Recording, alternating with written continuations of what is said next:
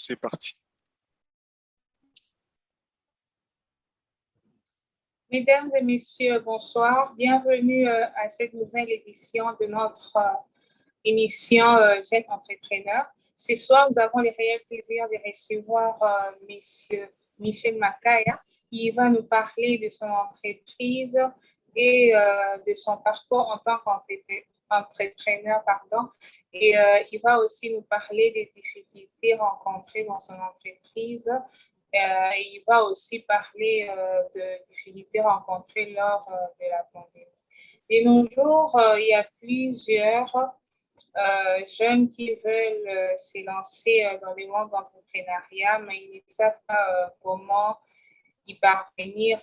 À cet effet, ils ont besoin de modèles pour, euh, pour se repérer, enfin de savoir ce qu'il faut faire pour réussir et comment réagir face aux difficultés telles que la pandémie et certaines situations désastreuses, d'où l'importance de recevoir un entrepreneur de taille et de connaître son processus de création et le motivation qui l'ont permis à créer son entreprise. Et voilà. Bonjour, Monsieur Michel. Bonjour, Madame Betsalel. Bonjour tout le monde. Okay. Nous le savons tous que Twitter fait partie des réseaux sociaux les plus utilisés de cette génération. Quelles sont vos impressions en tant que cofondateur de cette entreprise avec ce succès incontournable? Bon, les succès, je le comprends. Je pense que c'était prévisible dès le départ, vu tout ce que notre réseau offre.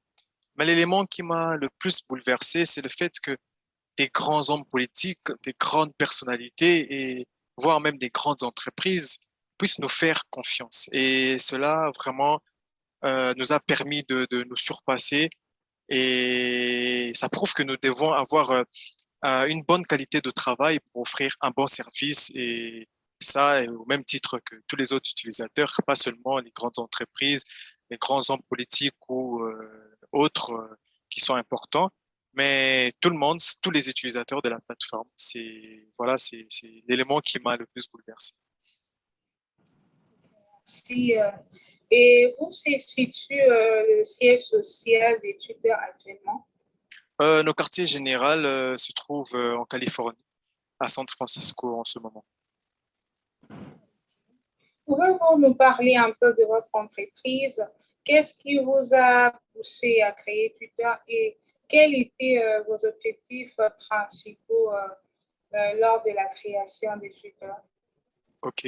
Alors, l'idée principale au départ était donc de lancer une sorte d'application qui permettait aux utilisateurs de partager facilement leurs petits moments de vie. On avait vraiment comme objectif de permettre à beaucoup de gens de pouvoir partager leur quotidien, des informations et plein d'autres trucs. C'était au départ une sorte de blog en fait. Mais aujourd'hui, c'est devenu une plateforme d'information et même d'édition. Des grands médias viennent partager leurs informations sur notre plateforme et cela rend toute l'équipe très fière du travail qu'il a accompli. Est-il vrai qu'aujourd'hui, Elon Musk détient le plus d'actions dans votre entreprise? C'est exact. Elon Musk possède actuellement 9,2% des parts de l'entreprise. Avez-vous rencontré des difficultés dans votre entreprise et surtout lors de la pandémie? Est-ce que la pandémie a été un avantage ou un désavantage dans votre entreprise? Je dirais plus que c'était un avantage parce que, comme vous le savez, plusieurs services en ligne se sont démarqués lors de la pandémie, notamment Twitter aussi.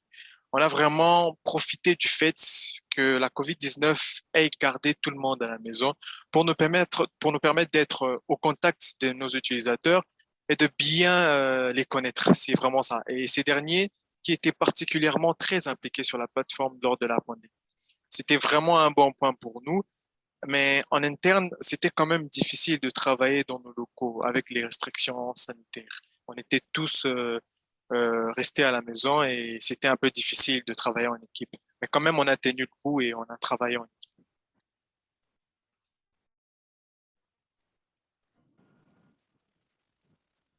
OK. Selon le journal de New York Times, pardon, le milliardaire Elon Musk prévoit d'acheter Twitter contre un montant de 43 milliards de dollars. Êtes-vous sur le point de vente?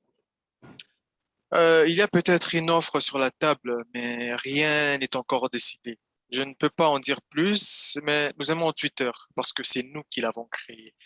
Même si Jack Dorsey n'est plus dans l'équipe, mais il reste actionnaire. Donc, ce qui veut dire que si nous voulions vendre Twitter, nous l'aurions fait depuis longtemps, ce qui prouve que nous voulons garder notre entreprise.